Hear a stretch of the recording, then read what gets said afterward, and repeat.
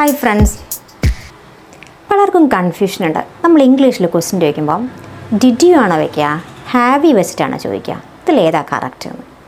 അപ്പോൾ നിങ്ങൾക്ക് പെട്ടെന്ന് മനസ്സിലാവാൻ ഞാനൊരു സിമ്പിൾ ട്രിക്ക് ഞാൻ പറഞ്ഞുതരാം.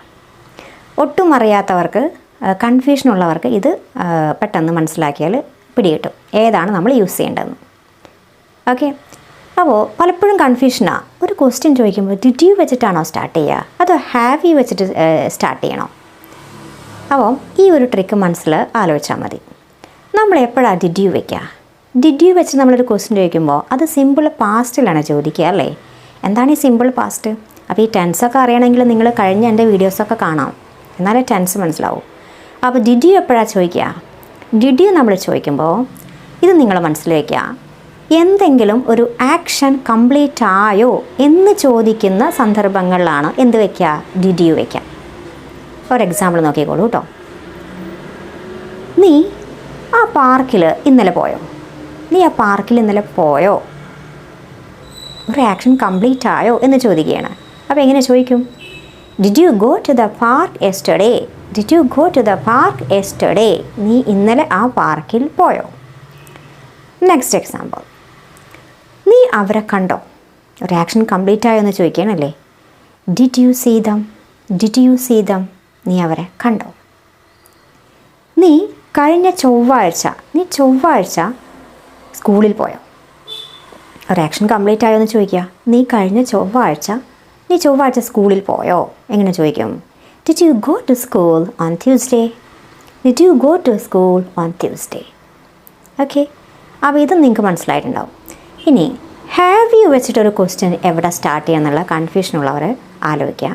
നമ്മൾ ഒരു ജനറൽ ലൈഫിൽ എന്തെങ്കിലും ഒരു എക്സ്പീരിയൻസ് നിങ്ങൾക്ക് ഫീൽ ചെയ്യുകയാണെങ്കിൽ അവിടെ നിങ്ങൾക്ക് ഹാവ് യു വെച്ചിട്ട് ചോദിക്കാം. ഇത് പ്രസൻറ്റ് പെർഫെക്റ്റിലാണ് യൂസ് ചെയ്യുന്നത്.